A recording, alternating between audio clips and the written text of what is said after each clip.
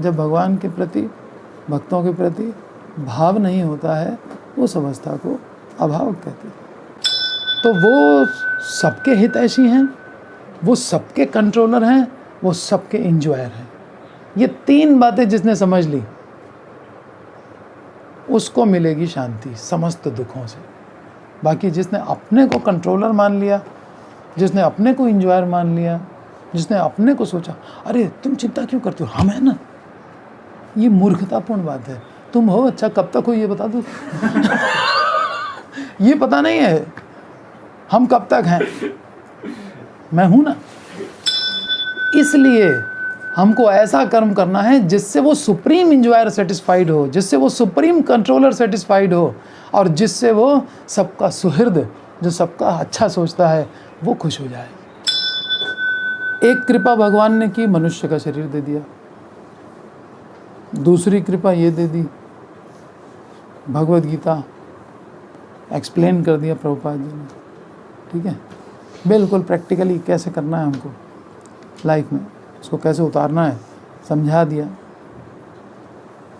अब तीसरी कृपा हमें करनी है कि जो उपदेश आ रहे हैं उसको हम जीवन में अप्लाई करेंगे। बस इतना ही करना है हमको, और कुछ भी नहीं करना है। गीता से उपदेश ले करके वैसे लाइफ बना लेनी है। 576 श्लोक बोले हैं भगवान ने गीता में, यानी कितनी बातें हमसे करना चाहते हैं भगवान। तो ये चार बातें तो कॉमन है, तो फिर डिफरेंस क्या है हम में और उनमें? धर्मो ही एको अधिको विशेषो। केवल एक धर्म है जो डिफरेंशिएट करता है मनुष्य और पशु। धर्मे न हीना पशु भी समाना। और धर्म को भी अगर कोई इग्नोर कर दे, धर्म से हीन हो जाए, तो फिर वो तो पशु ही है, दो पैर वाला पशु, पॉलिश्ड एनिमल। श्री कृष्ण के निरंतर चिंतन के प्रभाव से निद्रा और अज्ञान इन दोनों पर पूर्ण रूप से विजय प्राप्त कर सकता है। अगर कृष्ण का निरंतर चिंतन बना रहा तो निद्रा और अज्ञान दोनों पे विजय आ जाएगी ऑटोमेटिकली। श्री कृष्ण की सतत स्मृति को ही कृष्ण भावनामृत या समाधि कहते हैं। अर्जुन की पत्नी द्रौपदी उसका चीरहरण कर रहे हैं भरी सभा में। इससे बड़ा कोई दुष्कर्म होता है क्या? इससे बड़ा तो कोई दुष्कर्म नहीं होता है। वो दुष्कर्म हुआ उसकी अपनी पत्नी के साथ में, फिर भी उसको दया आ रही है कि मैं इनसे युद्ध नहीं करूंगा। तो जो व्यक्ति अपने घर की बहू के साथ में इस तरह का ये सीन क्रिएट कर सकता है भरी सभा में, वो अन्यों की लड़कियों के साथ क्या क्या करेगा? इतनी घटिया हरकत वो कर सकता है, और तुम उसको क्षमा कर रहे हो क्षत्रिय हो करके। क्षत्रिय की तो ड्यूटी है कि अधर्म के साथ युद्ध करे, और अधर्म अगर हमारी फैमिली का आदमी कर रहा है, इसका मतलब उसको माफ कर दिया जाएगा। ये है पॉइंट। इसी को इसीलिए कहा है स्किन डिजीज। फैमिली का है तो क्या हुआ? गलत तो गलत है ना। अर्जुन दुर्बल नहीं है, दुर्बलता के कारण नहीं रो रहा है, हृदय की कोमलता है जिसके कारण वो रो रहा है। इतना कोमल कि बदले की भावना ही नहीं उसके अंदर है। जो शुद्ध भगवत भक्त का एक प्रधान लक्षण है, क्या? हृदय की कोमलता। भगवान को हृदय में कंफर्टेबली बैठाना है तो कोमल होना चाहिए ना हृदय। भगवान को आसन कोमल दिया जाएगा ना, ऐसे थोड़ी उनको कठोर जगह पे बिठा देंगे।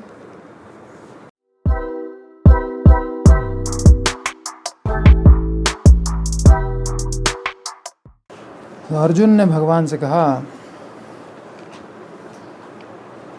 कि सेनयोर भयोर मध्य रथम स्थापय मे अच्युत। हे अच्युत, श्लोक संख्या 21 से देखिएगा, ये हम लोगों ने पीछे पढ़ा था, थोड़ा रिवाइज करेंगे।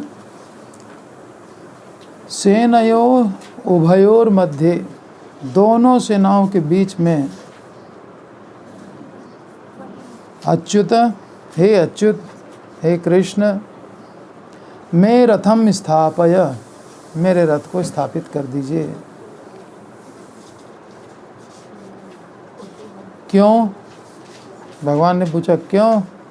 तो कहता है यावत एतान निरीक्षे हम, जिससे कि मैं देख सकूं योद्धु कामान युद्ध की इच्छा से अवस्थितान, दोनों सेनाओं में खड़े हुए लोगों को मैं देख सकूं। कैर्मया सह योद्धव्यम अस्मिन रण समुद्र में, इस युद्ध में इस संघर्ष में मुझे किसके साथ में युद्ध करना है। कैर सह, किसके साथ, मया योद्धव्यम अस्मिन रण समुद्र में। योत्स्यमानान अपेक्षे हम य एते अत्र समागता, जो लोग युद्ध की इच्छा से यहाँ आए हैं उनको मैं एक बार देखना चाहता हूँ। धार्तराष्ट्र से दुर्बुद्धे, धृतराष्ट्र के दुर्बुद्धि पुत्र युद्धे प्रिय चिकीर्षव, युद्ध में अपना प्रिय चाहने वाले, प्रिय चिकीर्षव, युद्ध करने से हमारा प्रिय होगा, हमारा निष्कंटक राज्य हो जाएगा, ऐसा सोचने वाले धृतराष्ट्र के दुर्बुद्धि पुत्र, उनको मैं देखूं तो सही कौन है, कैसे हैं, कितने उत्साह में हैं। यहाँ तक की कथा हुई। अर्जुन ने कहा भगवान से कि मेरा रथ स्थापित कर दीजिए। फिर संजय ने बताया, संजय उवाच एवं मुक्तो ऋषिकेशो गुडाकेशेन भारत सेनयोरुभयोर्मध्ये स्थापयित्वा रथोत्तमम्। इसको सब लोग दोहराएंगे। संजय उवाच एवं मुक्तो ऋषिकेशो गुडाकेशेन भारत सेनयोरुभयोर्मध्ये स्थापयित्वा रथोत्तमम्। संजय ने कहा, हे भरतवंशी धृतराष्ट्र, अर्जुन द्वारा इस प्रकार संबोधित किए जाने पर भगवान श्री कृष्ण ने उस उत्तम रथ को दोनों सेनाओं के मध्य में स्थापित कर दिया।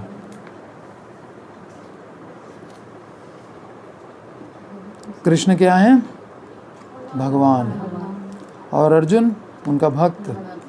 तो भक्त ऑर्डर कर रहा है, ठीक है ना, मेरा रथ दोनों सेनाओं के बीच में ले चलिए, और भगवान उस ऑर्डर को फॉलो कर रहे हैं। ऋषिकेश ने रथ को दोनों सेनाओं के बीच में स्थापित कर दिया।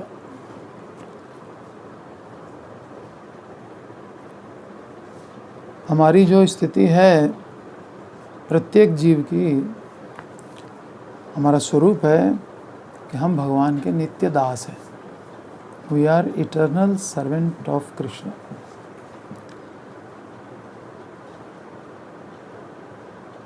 सर्वेंट ऑर्डर कर रहा है। तो भक्त और भगवान का आपस का प्रेम का संबंध ऐसा होता है कि जब मिलते हैं तो पता ही नहीं चलता सर्वेंट कौन है ना। ऐसा मालिक कहीं मिलेगा? ऐसा मालिक कहीं नहीं होता जो अपने दास की आज्ञा का पालन करे और उसमें खुशी अनुभव करे, उसमें उसको ड्राइवर बनने में कोई हेजिटेशन नहीं है। एवं मुक्तो ऋषिकेशो गुडाकेशेन भारत, अर्जुन के द्वारा इस प्रकार संबोधित किए जाने पर श्री कृष्ण ने उस उत्तम रथ को दोनों सेनाओं के बीच में स्थापित कर दिया। तात्पर्य, इस श्लोक में अर्जुन को गुडाकेश कहा गया। गुडाका का सामान्य अर्थ है निद्रा, अतएव निद्रा विजयी को गुडाकेश कहते हैं। गुडाका प्लस ईश, ईश माने कंट्रोलर, जिसने नींद को कंट्रोल कर लिया। गुडाका माने नींद या अज्ञान। निद्रा का अर्थ अज्ञान भी है। श्री कृष्ण से अर्जुन का सख्य भाव था, फ्रेंडशिप है। इसके परिणाम स्वरूप उसको अज्ञान तथा निद्रा दोनों पर विजय प्राप्त हुई। भगवान का मित्र अज्ञान और निद्रा दोनों पे कंट्रोल। भक्तों को नींद पे कंट्रोल होता है। सुबह 3 बजे उठ जाते हैं, भगवान का नाम जपते हैं, फिर 4, साढ़े 4 बजे 5 बजे आरती करते हैं भगवान की। वो नींद उनको कंट्रोल नहीं कर सकती, वो नींद को वो कंट्रोल कर लेते हैं। भक्त के स्वभाव के अनुरूप अर्जुन को क्षण मात्र के लिए भी श्री कृष्ण का विस्मरण नहीं होता था। ये है भक्त की आइडियल जो उसकी पोजीशन है, never forget Krishna, always remember Krishna. ये दो रूल रेगुलेशन हैं भक्ति में, बस खत्म। एक विधि, एक निषेध, एक विधि और एक निषेध, और इनका पालन करने से मिल जाएंगे क्या? कृष्ण वैकुंठ, गोलोक वृंदावन धाम। ये बर्थ डेथ नहीं चाहते हम, डेथ नहीं चाहते, ओल्ड एज नहीं चाहते, डिजीज़ नहीं चाहते, ये सारा चक्कर ख़त्म। सिर्फ एक रूल है, ऑलवेज रिमेंबर कृष्ण।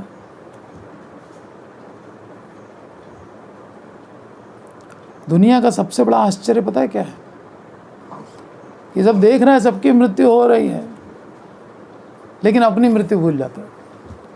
ये है सबसे बड़ा आश्चर्य। ये युधिष्ठिर ने आंसर दिया था और यक्ष ने उसका अनुमोदन किया था कि हाँ सही है तुम्हारा आंसर, और उसको अलाउ किया पानी पीने के लिए।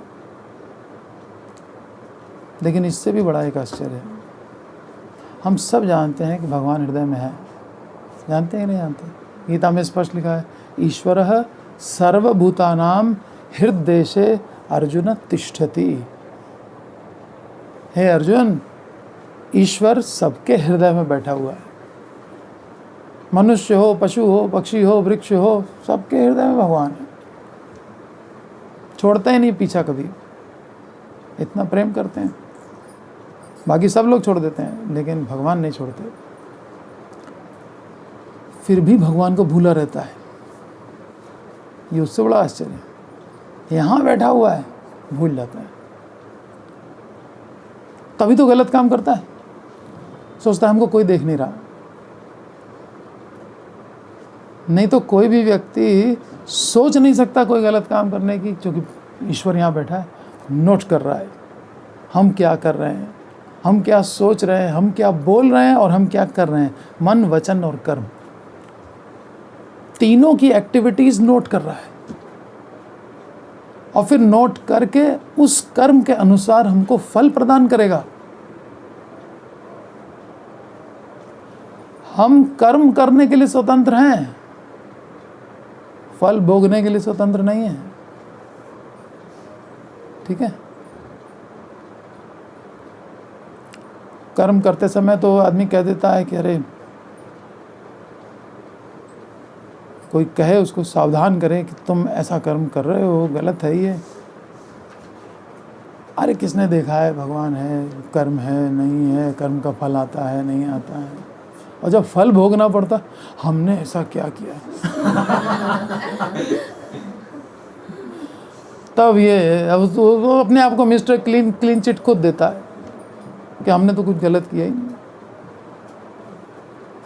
हम गलत तब तक करते रहेंगे जब तक हम ये समझेंगे नहीं गीता। हमको पता ही नहीं सही क्या है, तो हम गलत तो करेंगे ही ना। गीता तो समझना ही पड़ेगा। गीता हमारे सुखी होने का प्लान है। सुखी तभी होंगे ना जब गलत काम नहीं करेंगे। हम रोड पे चल रहे हैं गाड़ी लेकर के, तो हमको रूल्स ऑफ रोड मालूम होने चाहिए ना, नहीं तो हमारा चालान हो जाएगा ना। हेलमेट भी लगानी है तो मास्क भी लगाना है, तो पेपर्स भी कंप्लीट होने चाहिए, लेफ़्ट साइड में भी चलना है, ये भी करना है, वो भी। सारे रूल्स से चलते हैं कि नहीं चलते हैं? ऐसे ही हम दुनिया में निकल पड़े मनुष्य शरीर पा करके, और जो मर्जी आए वो करते रहें। ऐसे थोड़ी होता है। ये मैनुअल मिली है, इसको पढ़ो, इसके साथ चलो। इसीलिए पहला आश्रम क्या होता है? 4 आश्रम होते हैं। पहला आश्रम ब्रह्मचर्य आश्रम। ब्रह्मचर्य आश्रम में ये स्टडी किया जाता है। उसके बाद गृहस्थ में एंट्री होती है, तो गृहस्थ में जाके आदमी कर्म करता है। ब्रह्मचर्य में तो स्टडी होती है। तो पहले स्टडी कर लो, तब कर्म के क्षेत्र में एंटर करना। लेकिन आजकल कोई गीता भागवत तो स्टडी करता ही नहीं है, और सीधे की सीधे गृहस्थ में एंट्री, और फिर उसके बाद गलतियाँ, उसके बाद फिर माथा पीटता रहेगा, छाती पीटता रहेगा कि हाँ ये क्या हो गया। स्कूल की पढ़ाई करता है, उससे होगा क्या?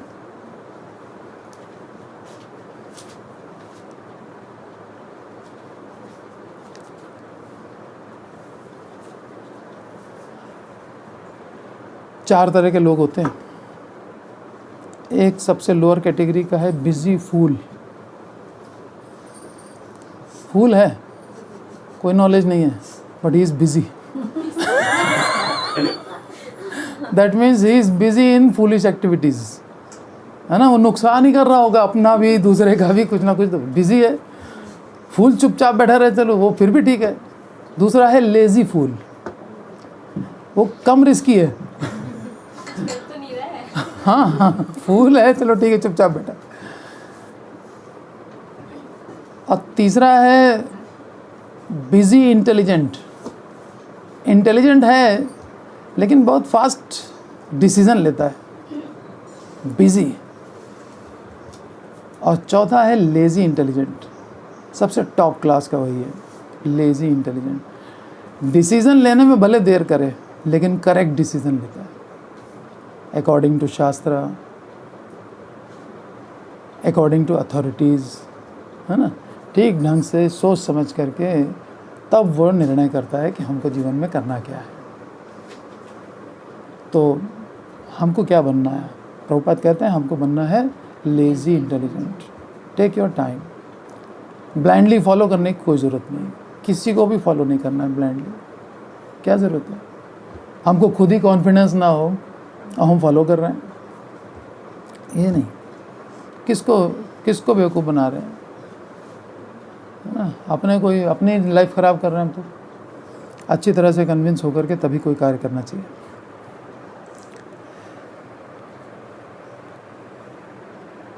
तो अज्ञान पर विजय बहुत ज़रूरी है। अज्ञान पर विजय कैसे होगी? ज्ञान से होगी ना, सीधी सीधी बात है। अंधेरा है एक कमरे में 1 करोड़ साल से, एक दिया जला दो, अंधेरा उससे लड़ेगा नहीं। 1 करोड़ साल से हम यहाँ रह रहे थे, हमको क्यों भगा रहे हो? हम नहीं जाएंगे यहाँ से, उसको जाना पड़ेगा। दीपक जहाँ जला तो वो चला जाएगा। ऐसे ही ये भगवत गीता के ज्ञान का दीपक जैसे ही जला, चाहे कितने दिनों से अंधेरा हो मन बुद्धि पर, तमोगुण छाया हो, चला ही जाएगा। भगवान की वाणी साथ में है, इसका मतलब भगवान साथ में है। भगवान और भगवान की वाणी में कोई भेद नहीं होता। भगवान एब्सोल्यूट हैं। उनका नाम, उनकी लीला, उनका धाम, उनके वर्ड्स सब एक लेवल पे हैं, सब ट्रांसेंडेंटल लेवल पे हैं।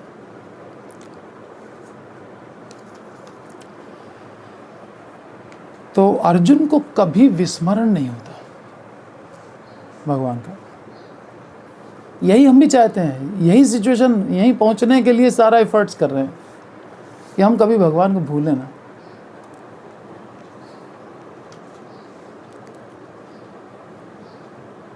क्षण मात्र के लिए भी कृष्ण का अर्जुन को विस्मरण नहीं होता। भगवत भक्त जागृत अथवा सुप्त किसी भी अवस्था में भगवान के नाम, लीला एवं गुण आदि का के चिंतन से विमुख नहीं होता। स्वप्न में भी नहीं। स्वप्न भी देखता है तो भगवान का ही स्वप्न देखता है, क्योंकि दिन भर जो चिंतन होगा वही तो देखेगा, उसका चिंतन दूसरी तरफ जाता ही नहीं है।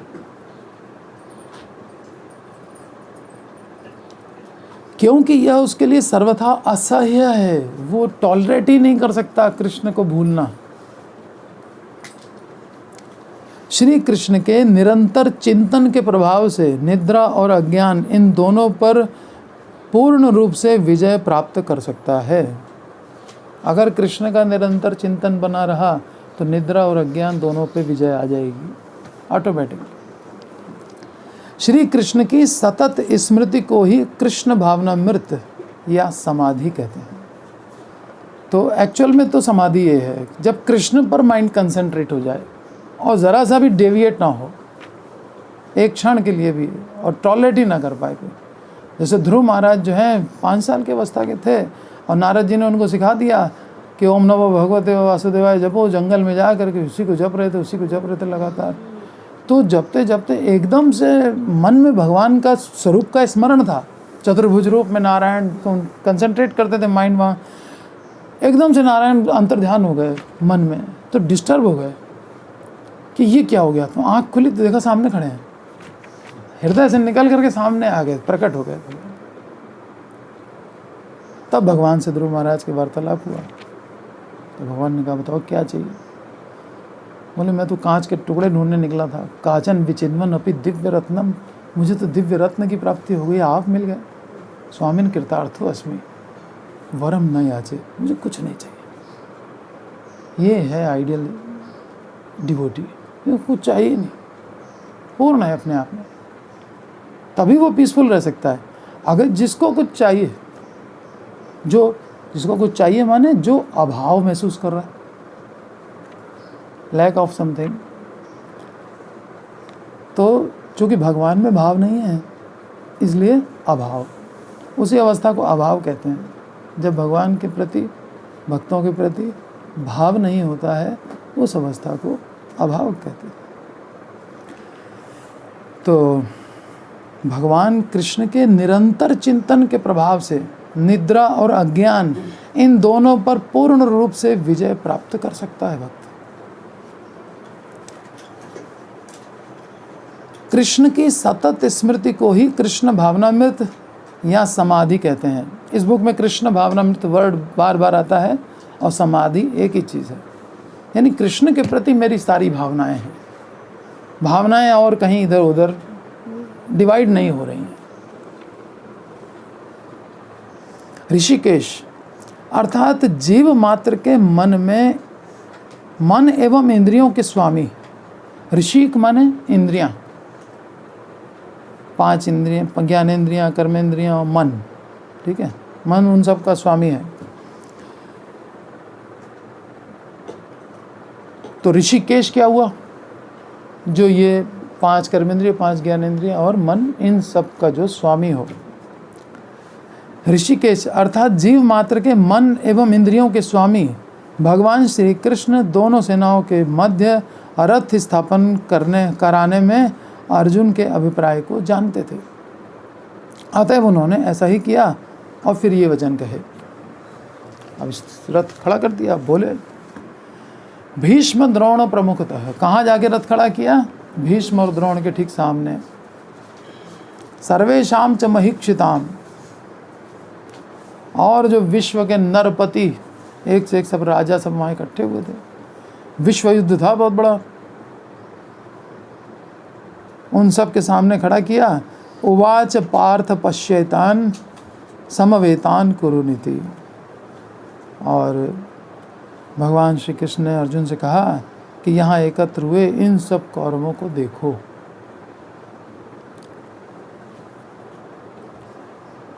अच्छा, अर्जुन के पास सारे दिव्यास्त्र थे। दिव्य अस्त्र यानी जो देवताओं से प्राप्त हुए अस्त्र थे। शिव जी ने उनको अपना सबसे भयंकर अस्त्र जो होता है पाशुपतास्त्र, वो तक दे दिया था, क्योंकि देवता बहुत प्रेम करते हैं अर्जुन से। क्यों ना करें? जिसका रथ स्वयं भगवान कृष्ण चला रहे हों, जो समस्त अवतारों के भी मूल हैं, अवतारों के भी स्रोत है कृष्ण। ये जो नरसिंह, वामन, वराह, जितने भी अवतार हुए भगवान के, वो सब के लिए जयदेव गोस्वामी ने एक भजन लिखा है कि केशव धृता नर हरि रूप जय जगदीश हरे। केशव ने ही ये नरसिंह रूप धारण किया। केशव धृता मीन शरीर जय जगदीश हरे। केशव ने ही मीन शरीर धारण किया, मत्स्य अवतार। केशव धृता वामन रूप जय जगदीश हरे। केशव ने ही वामन रूप धारण किया। तो यानी केशव जो है, केशव माने क माने ब्रह्मा, ईश माने शिव, ठीक है। और इनको वशीभूत रखने वाले, जो ब्रह्मा और शिव को भी प्रेम से वशीभूत रखते हैं, वो भी उनकी आज्ञा का पालन करते हैं, उसको कहते हैं केशव। और दूसरा अर्थ विश्वनाथ चक्रवर्ती ठाकुर महाशय कहते हैं कि जो राधा रानी के केशों को संवारते हैं वो है केशव। तो प्रेमी भी हैं इतने बड़े, उनको अपनी प्रेमिका की सेवा करने में आनंद का अनुभव होता है। तो रसिक जनों के लिए वो है टीका, और इधर जो है जो ऐश्वर्य भाव में है उनके लिए तो ब्रह्मा और शिव उनके भी कंट्रोलर हैं। तो दोनों तरह की टीका है, चाहे वृंदावन की लीला ले लो और चाहे वैकुंठ की लीला ले लो, दोनों तरह से वो केशव हैं। तो उसी केशव ने एक, वही केशव जो राधा रानी के बाल संवारता रहता है, वही जो है नरसिंह रूप धारण करता है। तो कौन पहचानेगा? जब तक कोई आचार्य बताएगा नहीं तब तक तो कोई पहचान ही नहीं पाएगा कि ये वही है जो इतना सुंदर बांसुरी बजा रहा था, वो नरसिंह रूप में आ गया है।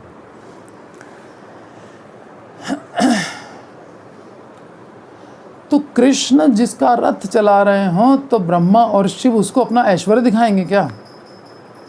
वो भी उससे प्रेम ही करेंगे। तो प्रेम के कारण ब्रह्मा जी ने अपना अस्त्र दे दिया, भाई तुमको कभी जरूरत पड़े तो यूज़ कर लेना, ब्रह्मास्त्र। शिव जी ने अपना दे दिया, पाशुपतास्त्र। अग्निदेव ने अपना रथ दे दिया कि लो भाई ये यूज़ कर लेना। हनुमान जी आकर के रथ के ऊपर बैठ गए, कृष्ण आकर के रथ चला रहे हैं। क्या क्या चीज़ें हैं उसके पास, अर्जुन के पास। एक डिवोटी, जाओ पर कृपा राम की होई, ताव पर कृपा करे सब कोई। उस पर सब लोग कृपा करते हैं जिस पर राम की कृपा हो गई। तो भीष्म द्रोण के ठीक सामने ले जा करके खड़ा किया। और तत्र पश्यत स्थितान पार्थ पितृन अथ पितामहान आचार्यान मातुलान भ्रातरन पुत्रान पौत्रान सखींस तथा श्वशुरान सुहृदश्चैव सेनयोरुभयोरपि। अर्जुन ने उन दोनों दलों की सेनाओं में खड़े हुए पितृतुल्य गुरुजनों को, पितामहों को, आचार्यों को, मामाओं को, भाइयों को, पौत्रों को, मित्रों को, श्वशुरों को, सुहृदों को भी देखा। अब किससे युद्ध करना है? वहाँ मामा लोग खड़े हैं, चाचा लोग खड़े हुए हैं, हाँ, दादा, गुरुजन, भाई, इन सबसे लड़ना है तो अर्जुन की तो हालत ही बिगड़ गई। कौन लड़ पाएगा इनसे?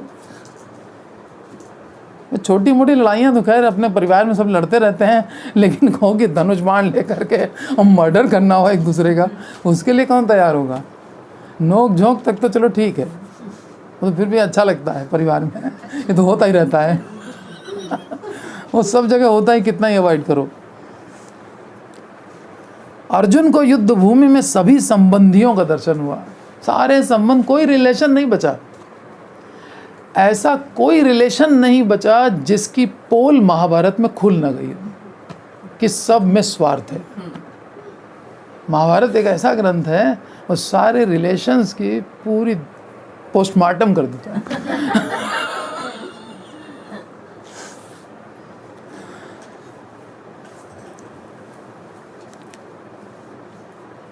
अर्जुन को युद्ध भूमि में सभी संबंधियों का दर्शन हुआ। उसने पितृतुल्य भूरिश्रवा आदि, पितामह भीष्म एवं सोमदत्त, आचार्य द्रोण तथा कृप, शल्य और शकुनी आदि मामाओं, दुर्योधन आदि भाइयों, लक्ष्मण आदि पुत्रों, अपनी सेना के भी देख रहा है, दोनों के बीच में खड़ा है ना, तो उधर भी देखता है, कभी इधर देखता है कि हमारे बेटे भी तो सब खड़े हैं, सब प्राणों की आहुति देने के लिए खड़े हैं, तो मतलब मरने के लिए तैयार खड़े हैं। किस लिए? एक छोटे से राज्य के लिए, बस इतनी सी बात है।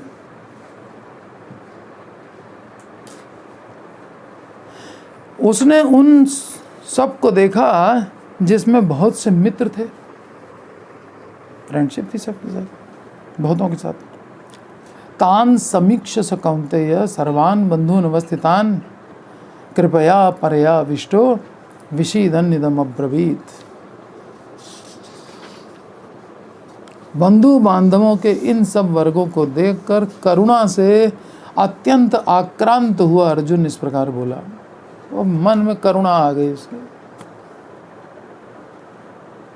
अर्जुन ने कहा, अर्जुन उवाच, श्लोक संख्या 28, दृष्ट्वेमं स्वजनं कृष्ण युयुत्सुं समुपस्थितं सीदन्ति मम गात्राणि मुखम च परिशुष्यति। अर्जुन ने कहा, हे कृष्ण, युद्ध के लिए सम्मुख खड़े हुए इन स्वजन समुदाय को देखकर मेरे शरीर के अंग शिथिल हो रहे हैं और मुख भी सूख रहा है। अर्जुन जैसा महावीर जो शिवजी के साथ युद्ध करके उनको सेटिस्फाई कर दे,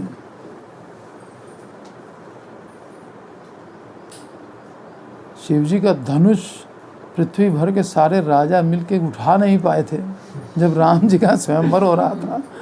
कोई उठा, मतलब धनुष लड़ना तो दूर की बात है, धनुष तो उठाओ पहले तब तो लड़ोगे। उठा नहीं पाया था कोई। उनके जैसे व्यक्ति को अर्जुन ने युद्ध में सेटिस्फाई किया था।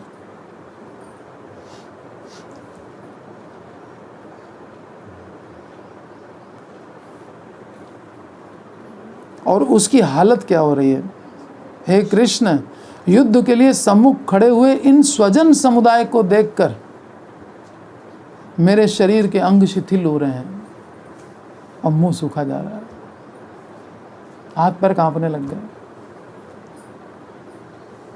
प्रभुपाद कहते हैं इसके लेक्चर में, दिस इज स्किन डिजीज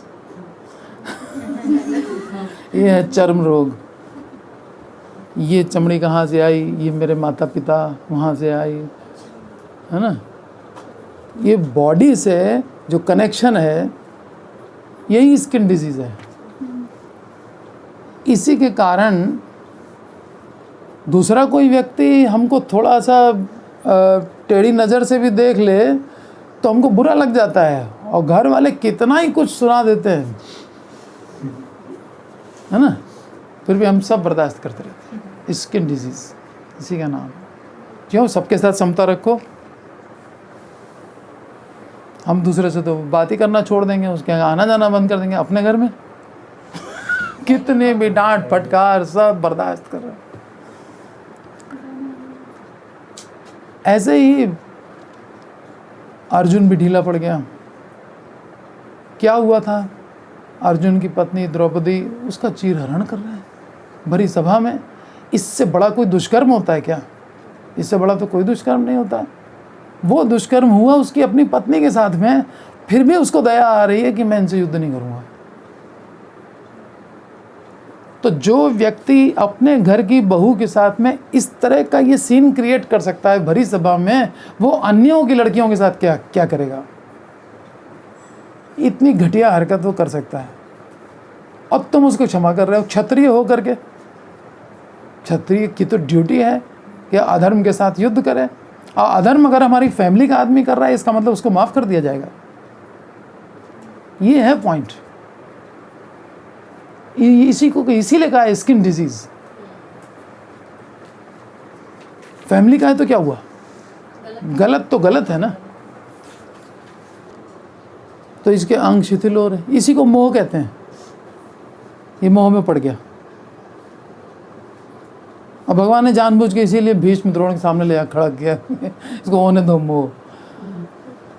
और फिर इशारे करके देखो मामा, चाचा, ताऊ, ये वो ऐसे करके बोल रहे हैं उससे। तो चाह रहे थे कि इसको मोह हो जाए, और फिर हम इसका मोह दूर करेंगे अपने इंस्ट्रक्शन दे करके, ठीक है, और फिर कितनों का भला हो जाएगा।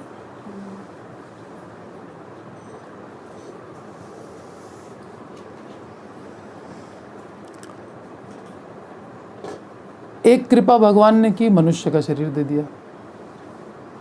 दूसरी कृपा ये दे दी, भगवत गीता एक्सप्लेन कर दिया प्रभुपाद जी ने, ठीक है, बिल्कुल प्रैक्टिकली कैसे करना है हमको लाइफ में, उसको कैसे उतारना है समझा दिया।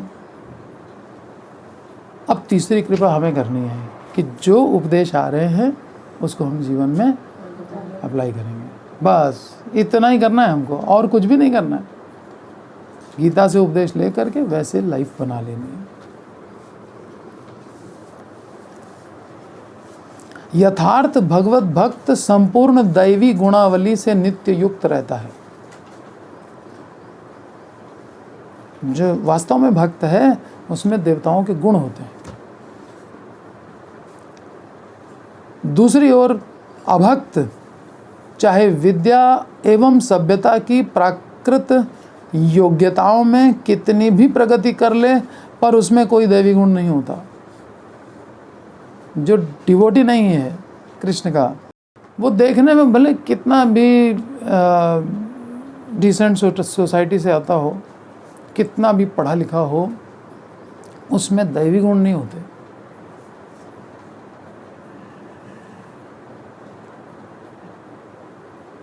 हराव भक्तस्य कुतो महद्गुणा, उसमें महान गुणों की कोई आशा नहीं करनी चाहिए। क्यों? मनोरथेन असति धावतो बही, क्योंकि वो अपने मनोरथ पे के पीछे भागता रहता है। जो मन में आया ये चीज़ मुझे चाहिए, उधर भागने लगा। फलानी जगह का समोसा अच्छा, वहाँ का डोसा अच्छा, वहाँ की टिक्की अच्छी, बस वो मन जिधर कर रहा है उधर ही भाग रहा है। उसका मन उसको दौड़ा रहा है सब तरफ।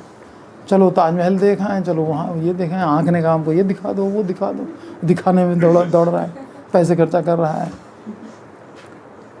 खिलाने पिलाने के लिए बस भाग रहा है इधर से उधर, फिर औरों को भी ले जा रहा है, चलो वहाँ तुमको ये चलता रहता है ना। तो जब तक मनोरथों के पीछे भागेगा, जब तक इन सेंसेस को सेटिस्फाई करने में लगा रहेगा, ये आँख है, नाक है, जीभ है, त्वचा है, ये वाला साबुन लो उसमें बड़ी अच्छी खुशबू आती है, ये डिओडोरेंट है, ये शैम्पू है, फलाना है? तब तक उसमें ये भक्तों के गुण कहाँ से आए? वो तो बिजी है उन्हीं कामों में। लेकिन वो जाना तो चाहिए, तीर्थ स्थल है जैसे कहीं घूमने की जो जगह है वहाँ जाना चाहिए, बहुत सारी नॉलेज मिलती है। तीर्थ में जाओ तो वहाँ डिवोटीज का एसोसिएशन के लिए जाओ, भक्तों के संग के लिए जाओ। नहीं तो कहा है कि तीर्थ में जा, जो सोचता है कि हम तीर्थ में जा कर के नहा के आ गए, गंगा नहाया है, जमुना नहाया, नहाते रहो, कुछ नहीं होने वाला है। गंगा में नहाने से उस समय तो पाप कट जाते हैं, लेकिन पाप करने की जो टेंडेंसी है वो गंगा ख़त्म नहीं करती, वो डिवोटीज ख़त्म करते हैं।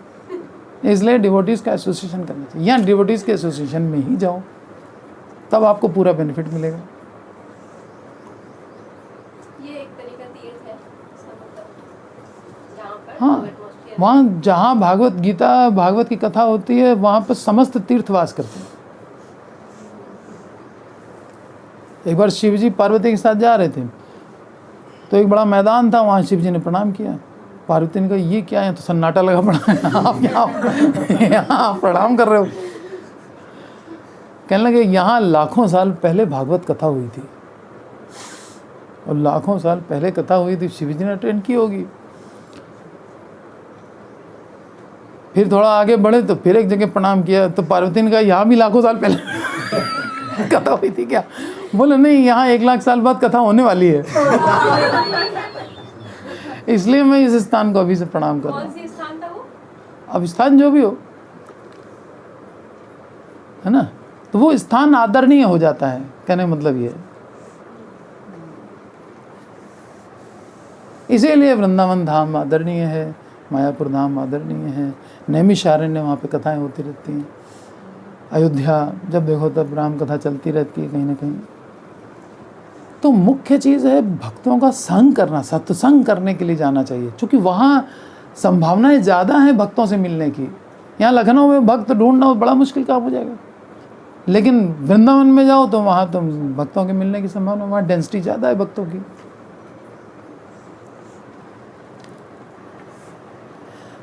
यथार्थ भगवत भक्त दैवी गुणावली से युक्त होता है, दूसरी ओर अभक्त चाहे विद्या और सभ्यता की प्राकृत योग्यताओं में कितनी भी प्रगति कर ले पर उसमें दैवी गुण नहीं होते।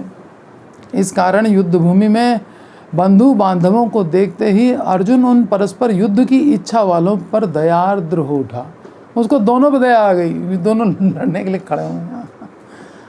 क्या हैं ये लोग? अपने सैनिकों के प्रति तो उसकी सहानुभूति पूर्व से थी ही, अब शत्रु पक्ष के सैनिकों की आसन्न मृत्यु को देखते हुए उसने देख लिया इस हम मरने के लिए यहाँ आए हैं, क्योंकि उसको अपनी कैपेसिटी मालूम है। उसके पास पाशुपतास्त्र है, उसके पास ब्रह्मास्त्र है, वो केवल एक पाशुपतास्त्र अनेक ब्रह्मांडों को नष्ट कर दे। शिव जी उसी से तो सब नष्ट कर देते हैं। तो ये तो एक ब्रह्मांड भी नहीं, वहाँ कुरुक्षेत्र में जितने इकट्ठा है उन्हीं को मारना है खाली। ये तो कुछ भी नहीं है अर्जुन के लिए, लेकिन उसने एक भी दिव्य शस्त्र का प्रयोग ही नहीं किया। पूरा महाभारत खत्म हो गया, यूज ही नहीं किया उसने ऑर्डिनरी अस्त्रों से ही जीत लिया पूरा। कृष्ण साथ में है। और जब अश्वत्थामा ने ब्रह्मास्त्र छोड़ ही दिया तो अर्जुन ने पूछा ये है क्या? उसने कभी यूज ही नहीं किया था कि होता क्या है। तो कृष्ण ने कहा ये तो ब्रह्मास्त्र है। बोले आप क्या करें? बोले इसके लिए तो ब्रह्मास्त्र तुम्हारे पास है ना, चलाओ। तो उसको काटने भर के लिए उसने चलाया, रिटर्न कराने के लिए उसको। ये अश्वत्थामा नहीं जानता था कि how to return. Brahma ji ने दोनों को दिया था? हाँ, उनको द्रोणाचार्य ने दिया था। ब्रह्मा जी ने द्रोणाचार्य को दिया और द्रोणाचार्य ने अपने पुत्र को दे दिया। आ सकते थे उसमें।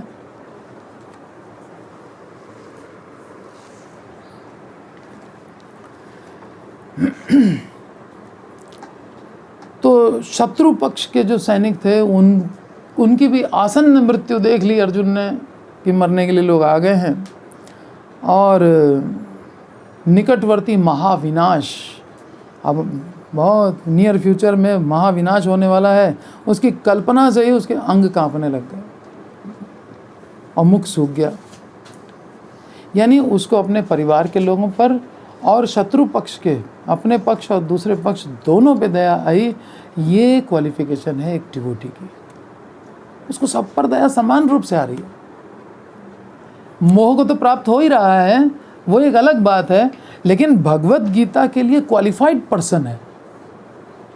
जिस व्यक्ति के अंदर समता है, दोनों के प्रति दया की भावना है, he can understand Bhagavad Gita. क्योंकि भगवत गीता भक्तों के लिए है वास्तव में।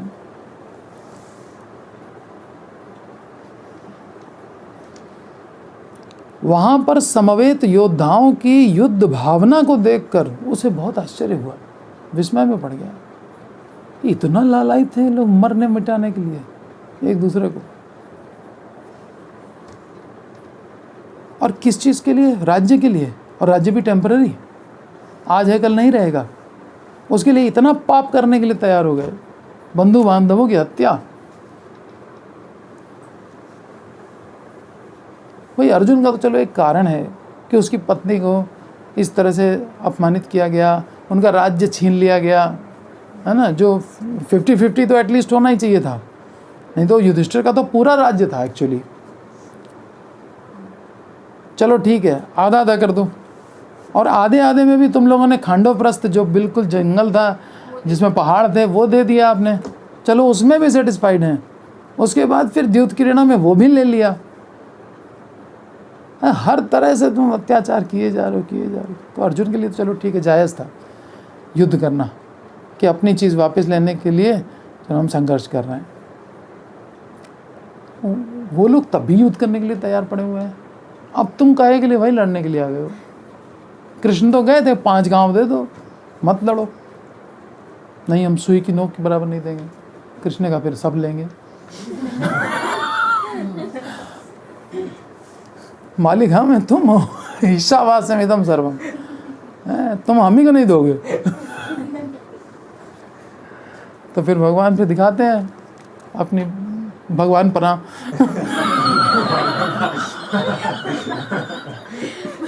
तब तो समझ में आ जाता है। तभी असुरों को समझ में आती है, होश आता है, ये आ गए हैं। प्रायः संपूर्ण कुल, सभी कुटुंबी उससे युद्ध करने आए थे। इससे दयामय भक्त अर्जुन करुणा से द्रवित हो उठा। यद्यपि यहाँ उल्लेख नहीं है, परंतु ये सहज अनुमान का विषय है कि अर्जुन का मुख सूखना अंगों में कंपन ही नहीं हो रहा था, बल्कि दयाजन्य अश्रु विमोचन भी रो भी रहा था। उसमें इन लक्षणों के प्रादुर्भाव का कारण दौर्बल्य नहीं था। अर्जुन दुर्बल नहीं है, दुर्बलता के कारण नहीं रो रहा है, हृदय की कोमलता है जिसके कारण वो रो रहा है। इतना कोमल कि बदले की भावना ही नहीं उसके अंदर है, जो शुद्ध भगवत भक्त का एक प्रधान लक्षण है। क्या? हृदय की कोमलता। भगवान को हृदय में कंफर्टेबली बैठाना है तो कोमल होना चाहिए ना हृदय। भगवान को आसन कोमल दिया जाएगा ना, ऐसे थोड़ी उनको कठोर जगह पे बिठा देंगे।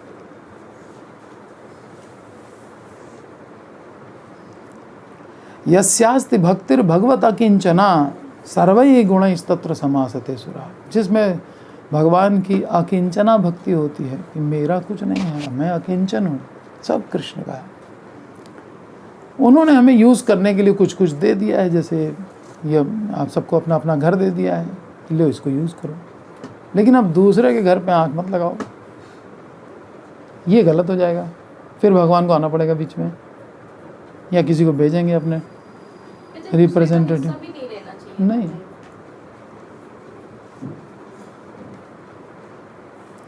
बाइबल में भी लिखा है don't Aspire for the neighbours S, पड़ोसी के गधे की इच्छा मत करो। भाई उस समय गधे के ऊपर ही चलते फिरते होंगे लोग। पहले की बातें हैं, 2000 साल पहले की, गाड़ी वाड़ी तो थी नहीं, जहाँ वो रहते होंगे शायद घोड़ा भी नहीं होता होगा। गधे पे बैठ के चलते हैं। तो जो 10 कमांडमेंट्स हैं, क्या कहते हैं उसको, 10 कमांडमेंट है ना, उसमें एक ये भी है, पड़ोसी के गधे के लिए लालच मत करो। तो तेन त्यक्तेन भुंजी था, भगवान ने सबको थोड़ा बहुत कुछ कुछ दिया है, उसमें सेटिस्फाइड रहना सीखना चाहिए। हराव भक्त से कुतो महद गुणा, मनोरथेन असति धावतो बही। अब आगे अर्जुन कह रहा है वे पथुश्च शरीरे में, मेरे शरीर में कंपन हो रहा है, रोम हर्षस से जाए थे, रोंगटे खड़े हो जा रहे हैं उसके। गांडीवम संसते हस्तात, गांडीव धनुष हाथ से सरका जा रहा है। और त्वक चैव परिदह्यते, त्वचा मेरी जल रही है, बुखार सा आ रहा है। खाली इन लोगों को कितना राज्य की लालच है, लड़ने के लिए मरने के लिए यहाँ खड़े हुए हैं, ये देख करके। अभी कोर्ट में जाओ तो वहाँ यही सीन है, यही सीन है वहाँ का। भाई भाई लड़ रहे हैं, मुकदमे चल रहे हैं, यही तो है। बस यहाँ सिविल कोर्ट में हो क्या रहा है।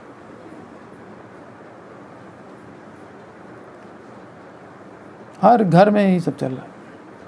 वे पथुश्च शरीर में, ये सब देख करके अर्जुन कांप गया बिल्कुल। शरीर में होने वाला कंप और रोमांच 2 प्रकार के होते हैं। इनकी अभिव्यक्ति भगवत भाव में विभोरता होने पर और भव बंधन में महाभय की प्राप्ति होने पर होती है। एक तो भगवान के प्रति भाव होता है, भगवान का दर्शन हो गया तो रोमांच होने लगता है, वाणी रुक जाती है, कुछ बोल नहीं पाते हैं आनंद के कारण। और दूसरा होता है जब बहुत डर जाता है व्यक्ति, तब कांपने लगता है। आता है इस समय अर्जुन में ये लक्षण प्राण हानि के प्राकृत भयवश उत्पन्न हुए हैं। अन्य लक्षणों से भी यह स्पष्ट है। वह इतना अधीर हो गया कि उसका त्रिभुवन विश्रुत गांडीव धनुष तक उसके हाथ से गिरा जा रहा था तथा आंतरिक दाह के कारण त्वचा जलती हुई प्रतीत हो रही थी। यह सब लक्षण देहात्म बुद्धि के परिणाम हैं। देह में आत्मबुद्धि हो रही है, ये सब मेरे रिलेटिव्स हैं बस। तो न्याय नहीं कर पा रहा है, रिलेटिव है ना, इसलिए।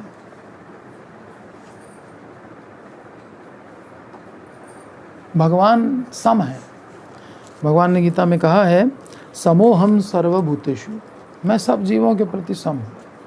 न मैं द्वेषो अस्ति न प्रिय, मैं किसी से द्वेष नहीं करता, अब मुझे कोई प्रिय भी नहीं है। लेकिन ये भजन्ति तो माम भक्त्या, लेकिन जो मेरी भक्ति करता है उसकी तो मैं स्पेशल केयर करता हूँ भाई। तो ये तो मैं पक्षपात करता हूँ, तो भगवान ओपनली कह रहे हैं और ये नेचुरल है।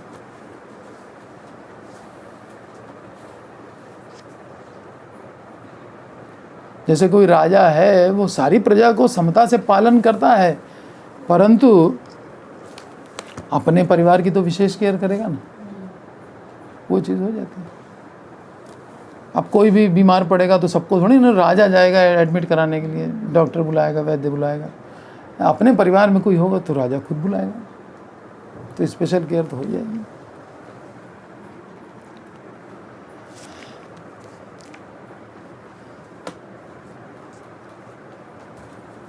न च शक्नो व्यवस्था तुम भ्रमती वच में मना, मैं खड़े होने में समर्थ नहीं हूँ,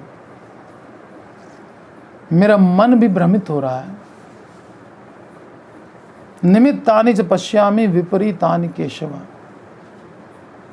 और जिस निमित्त ये कार्य हो रहा है युद्ध का, वो भी हमको विपरीत दिखाई दे रहा है।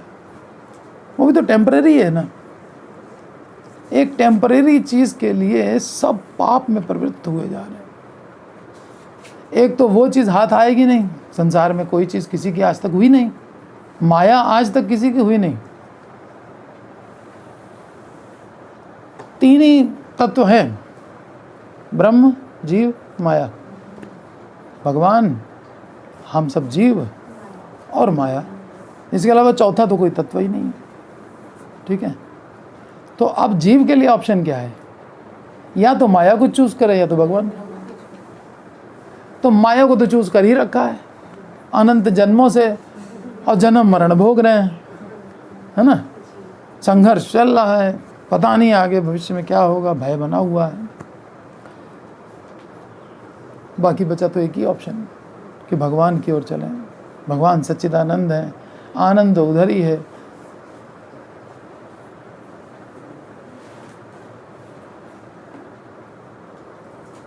तो माया तो आज तक किसी की नहीं हुई। रावण ने सोचा मेरी हो जाएगी, नहीं हो पाई। सीता जी को उठा लाया, वंशनाश हो गया।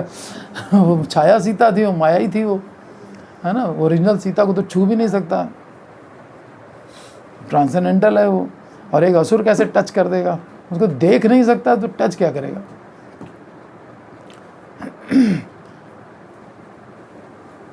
और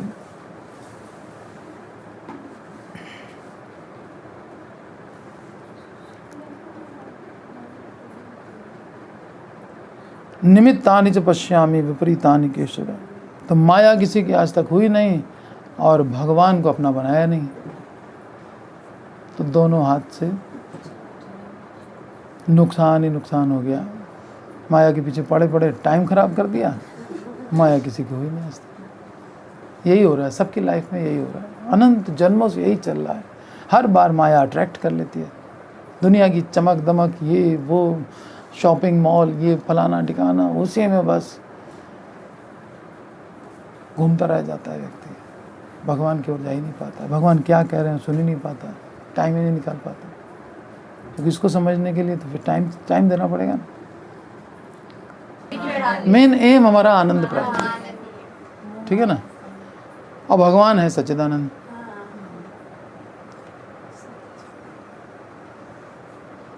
वो हमेशा आनंद में रहते हैं। वो चाहे असुर को मार रहे हो, देखिए कालिया पे नाच रहे हैं, मस्त हैं एकदम।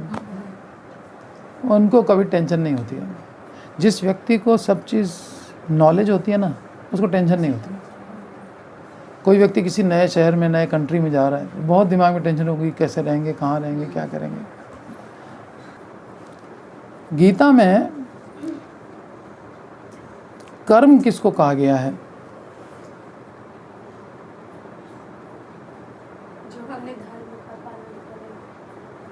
भगवान की प्रीति के हेतु कर्म करना उचित है, अन्यथा वो कर्म मनुष्य के लिए बंधन का कारण है। ठीक है, इसमें हमें भक्ति को सबसे टॉप पे रखना है। हाँ, तो कर्म कौन सा करना है? जिससे भगवान खुश हो जाए, बस इतना ध्यान रखें कि गीता में वही कर्म रिकमेंड किया गया है जिससे भगवान प्रसन्न होते हैं। दूसरे किसी कर्म का यहाँ वर्णन नहीं है। अब ये हमें समझना है कि वो कौन सा काम है जिससे भगवान, वो उसके समझाने के लिए भगवद गीता है। तो गीता में भगवान ने स्पष्ट कहा है, 3rd चैप्टर है कर्मयोग, उसमें भगवान 9वें श्लोक में कह रहे हैं, निकालिए। तो विष्णु के लिए कर्म करना है। ठीक है, विष्णु कृष्ण एक ही बात है, वो पर्सनैलिटी एक ही है, बाकी अलग अलग कार्य के लिए अलग अलग रूप हैं। ठीक है, भगवान तो एक ही होते हैं ना।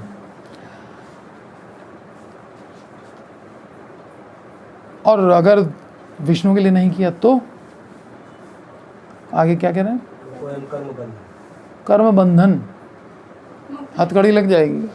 माया की हथकड़ियाँ, हाथों में हथकड़ी, पाँव में बेड़ियाँ, माया ऐसे करके बांध देती है इसी जगत में, फिर वो निकल नहीं पाता यहाँ से। ठीक है, अगर उसने अन्यत्र कर्म कर दिया जो विष्णु की प्रसन्नता के लिए नहीं था, जो उसके खुद की प्रसन्नता के लिए था या परिवार की प्रसन्नता के लिए था, या समाज की प्रसन्नता के लिए था। ये क्या है, जो मेरी प्रसन्नता के लिए है वो तो सेल्फिशनेस है, बिल्कुल सीधी सीधी बात। और जो फैमिली या सोसाइटी, ये क्या है, एक्सपेंडेड सेल्फिशनेस है। My family, my society, Agarwal समाज, तो ब्राह्मण समाज, फलाना है, ये सब चलता है ना। तो क्यों खाली अग्रवाली तुमको दिखाई दे रहे हैं और कोई नहीं दिखाई नज़र आ रहा है? यहाँ तुमको खाली पंडित ही नज़र आ रहे हैं और कोई दिखाई नहीं दे रहा है। सब जीव बाकी जो भगवान के हैं, भगवान सब में हरि व्यापक सर्वत्र समाना, भगवान सबके अंदर आकर के बैठ गया। उसने भेद नहीं किया, तुम आ गए भेद करने वाले। कौन होते हो भाई तुम? क्यों भेद कर रहे हो? नहीं कर सकते आप। अगर भेद किया तो बंधन, ठीक है। तो अन्यत्र कर्म बंधनः, birth death old age disease. सिर्फ बर्थडे जो ओल्ड एज डिजीज हो, चलो वो भी हम झेल लें, अगर मनुष्य का शरीर ही मिल जाए तो भी ठीक है। लेकिन अब पशु का शरीर भी मिल सकता है ना। अभी तो बहुत बढ़िया ह्यूमन बॉडी मिली हुई है, खूब सच समझ रहे हैं ब्यूटी पार्लर जा जा के। और बाद में क्या होगा, मानो बड़ा कुत्ता बिल्ली का शरीर मिल गया, तब क्या करेंगे? तब क्या करेंगे? फिर तो सब दुत्कारेंगे, हमको घर से भगाते रहेंगे। अच्छी कैटेगरी हो गए। अच्छी कैटेगरी वाले कुत्ते हो गए तो वो भी पार्लर जाते हैं आज। ट्रेनर आता है उनके लिए, सही ट्रेन करने के। लेकिन उनके विचार तो नहीं बदलते, कितने भी अच्छे हो। बस ईटिंग, उसके बाद 4 काम है, ईटिंग, स्लीपिंग, मेटिंग, डिफेंडिंग, बस। ठीक है। मनुष्य और पशु में 4 बातें कॉमन है। आहार खाते हम भी हैं, वो भी खाते हैं, ठीक है। हम थाली में परोस के इज्जत के साथ खाते हैं। उसको फेंक के दे दो, रोटी खा लेगा, है ना। और यही तो डिफरेंस है, बाकी खाने के टेस्ट का तो कोई डिफरेंस नहीं है। और स्लीपिंग, उसको सोने को चाहिए, सड़क पे सो जाएगा, हमको कमरा चाहिए अपना सोने के लिए।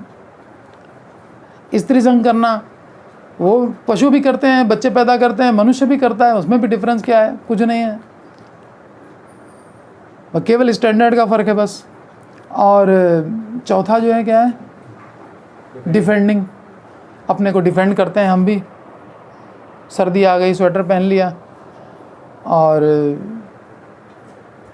अपनी सुरक्षा के लिए बैंक बैलेंस बना लिया, मकान मजबूत बना लिया, सर्दी गर्मी बरसात उससे बचने के लिए ले। और पशु क्या करते हैं?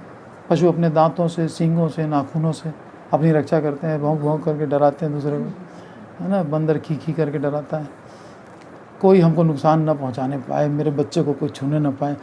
तो उनके पास भी है प्रोटेक्शन। कुत्ते भी अपने बच्चों को बचा लेते हैं दूसरे से। तो ये 4 बातें तो कॉमन है। तो फिर डिफरेंस क्या है हम में और उनमें?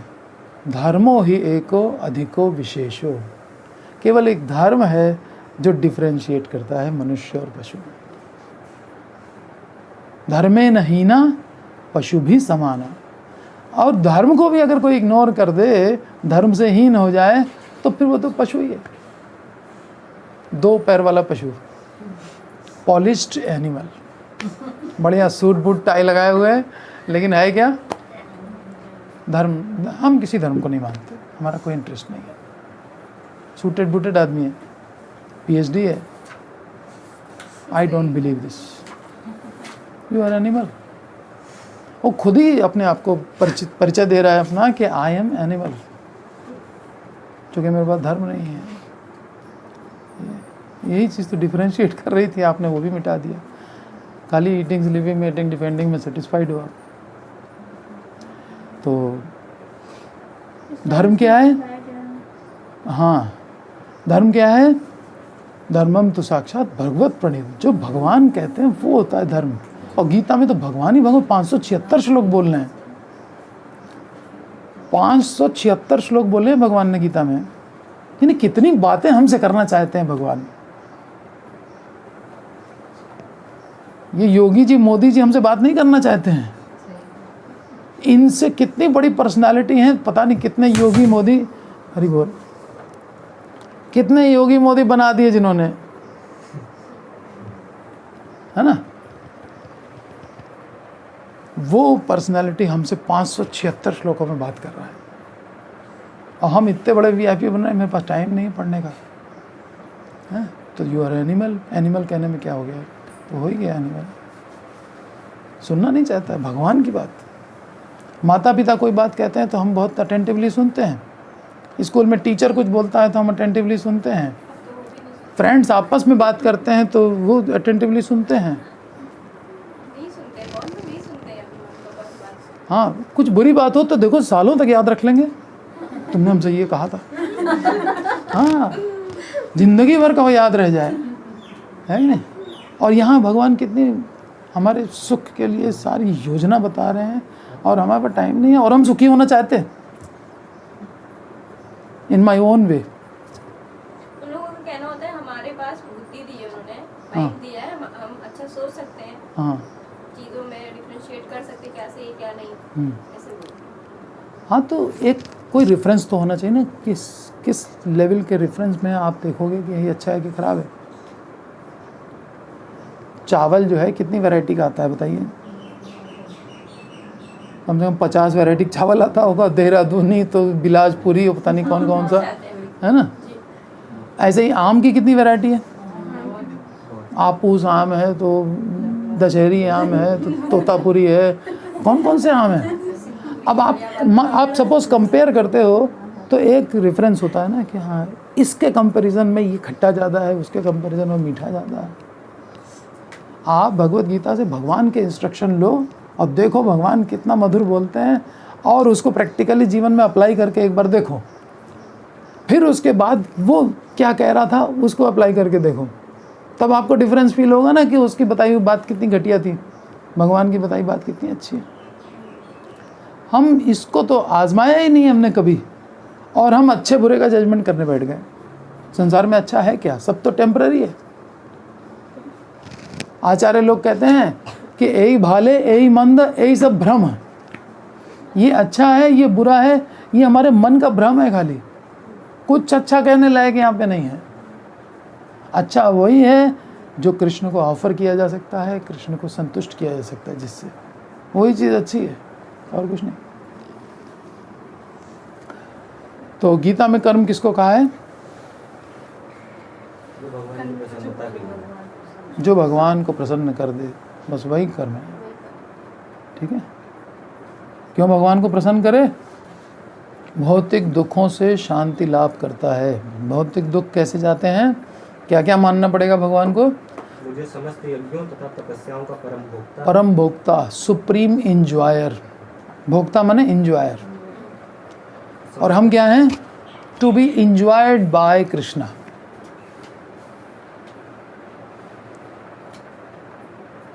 And he is the supreme enjoyer, ठीक है। पहली बात तो ये ध्यान रखनी पड़ेगी कि he is the enjoyer, I am not the enjoyer, I am to be enjoyed by Krishna, I am for his service, ठीक। और फिर सर्विस, संसार में सर्विस तो बहुत बुरी चीज़ मानी जाती है कि वो मालिक है हम नौकर हैं। नौकर बनना कितना बुरा लगता है, लेकिन नौकर कैसा, जो मालिक को ऑर्डर कर रहा है कि मेरा रथ दोनों सेनाओं के बीच में ले चलिए, और वो प्रेम के कारण लेके चल रहे हैं। तो ऐसे आदमी का नौकर बनने में भी क्या बुराई है, जिसको हम ऑर्डर भी दे सकते हैं जिसको हम कंट्रोल भी कर सकते हैं, है कि नहीं। हाँ, समस्त लोकों तथा देवताओं का परमेश्वर, समस्त लोकों और देवताओं का परमेश्वर। जितने भी लोक हैं, सूर्य चंद्र आदि, जितना यहाँ से सब दिखाई पड़ रहा है और जो नहीं भी दिखाई पड़ रहा है वैकुंठ लोक, उन सब के क्या हैं, परम परम ईश्वर। एक होता है ईश्वर, ईश्वर माने कंट्रोलर, और परम ईश्वर माने कंट्रोलर्स का भी कंट्रोलर, सुप्रीम कंट्रोलर, ठीक है। तो हर लोक में अलग अलग एक कंट्रोलर है, ईश्वर है। जैसे सूर्य लोक में बताया विवस्वान है, चौथे अध्याय में बताया है। ऐसे ही चंद्रलोक में चंद्रदेव हैं, और स्वर्ग लोकों में इंद्र हैं, वहाँ के जो राजा हैं। इस प्रकार से हर लोक में पब्लिक भी है, राजा भी है, सब कुछ है, लेकिन उन सब का कंट्रोलर कौन है, वो है कृष्ण। दूसरा पॉइंट ये याद रखना है, सब दुखों से अगर मुक्ति चाहिए तो पहला पॉइंट क्या याद रखना है, Krishna is the supreme enjoyer. Number 2, he is the supreme controller. Number 3, समस्त जीवों का उपकारी एवं हितैषी। सुहृदम सर्वभूतानाम, भगवान सबके सुहृद हैं, सिर्फ मेरे नहीं, सिर्फ आपके नहीं, सबके। सुहृद माने अच्छा, जो अच्छा सोचता हो, हमेशा हित की बात सोचता हो, उसी को कहते हैं सुहृद। और फिर भगवान, हम चलो ठीक है सोच सकते हैं किसी के लिए अच्छा, लेकिन करने की क्षमता हम में नहीं है। ये तो समस्त लोगों के ईश्वर हैं, तो कर भी सकते हैं, ठीक है ना। तो वो सबके हितैषी हैं, वो सबके कंट्रोलर हैं, वो सबके इंजॉयर हैं। ये 3 बातें जिसने समझ ली उसको मिलेगी शांति समस्त दुखों से। बाकी जिसने अपने को कंट्रोलर मान लिया, जिसने अपने को इंजॉयर मान लिया, जिसने अपने को सोचा अरे तुम चिंता क्यों करते हो, हम हैं ना, ये मूर्खतापूर्ण बात है। तुम हो, अच्छा कब तक हो ये बता दो ये पता नहीं है हम कब तक हैं। मैं हूं ना, मैं हूं, यही मैं तो फंसाए हुए तुमको मैं बकरी की तरह गर्दन कटेगी, मैं ज़्यादा करती है ना। तो ये सारी चीज़ें जो कृष्ण है, आदमी सोचता हम इस मकान के मालिक हैं। अच्छा 100 साल पहले कौन मालिक था, 100 साल बाद कौन होगा, पता ही नहीं है, लेकिन मालिक हैं। टेम्पररी हो ना, परमानेंट मालिक कौन है, सुप्रीम कंट्रोलर कौन है, तो कृष्ण हैं। कृष्ण ने कृपा करके थोड़ा तुमको दे दिया है और तुम उसी में अहंकार भूले चले जा रहे हो। ये बात हमेशा याद रखो कि एवरीथिंग बिलोंग्स टू कृष्ण, ठीक है। 3 बातें याद रखने की हैं। इसलिए हमको ऐसा कर्म करना है जिससे वो सुप्रीम इंजॉयर सेटिस्फाइड हो, जिससे वो सुप्रीम कंट्रोलर सेटिस्फाइड हो, और जिससे वो सबका सुहृद, जो सबका अच्छा सोचता है, वो खुश हो जाए, ठीक है। ऐसे नहीं कि हमारा हमको तो नहीं, तो ये तो बहुत अहंकारी है कृष्ण कि इनके लिए कर्म करो तब तो ठीक है, नहीं तो दूसरे के लिए करो तो बंधन में डाल देता है। लेकिन अब है सुप्रीम कंट्रोलर, सुप्रीम इंजॉयर और सबका सुहृद, उसका हृदय कितना कोमल होगा जो सबका हित सोचता है। महाभारत में जितने लोग मरे सब भगवान के धाम गए। अर्जुन ने मारे, भीम ने मारे, 99 भाई दुर्योधन के, है ना, सब लोग गए कहाँ, क्योंकि कृष्ण वहाँ उपस्थित थे। कृष्ण का दर्शन करके उनकी डेथ हुई और सब के सब भगवान के धाम गए। तो ये है ना सुहृद, कहता है मेरे घर चलो सब लोग, अपने घर लेके गया ना सब। तो चाहे मित्र हो चाहे शत्रु हो, सबको तो अपने धाम में भेज दिया, हमेशा हमेशा के लिए। अब उनका जन्म मरण चक्कर ही खत्म कर दिया, पूतना का चक्कर ही खत्म हो गया, अब चली गई धाम। अगासुर बकासुर ये वो जो कृष्ण को मारने आए वो सब भी भगवान के धाम गए। उनके भी सुहृद हैं कृष्ण, उनके तो सब बच्चे हैं, है ना।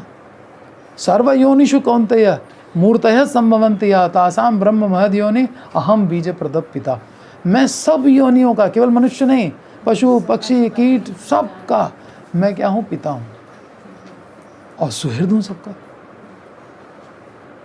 तो ऐसे व्यक्ति को कौन नहीं सरेंडर करेगा, कौन उसकी प्रसन्नता के लिए कार्य नहीं करेगा। जो नहीं जानता है वही नहीं करेगा, और जो जानने लगा और जो जान गया वो तो करेगा ही करेगा। हरे कृष्ण।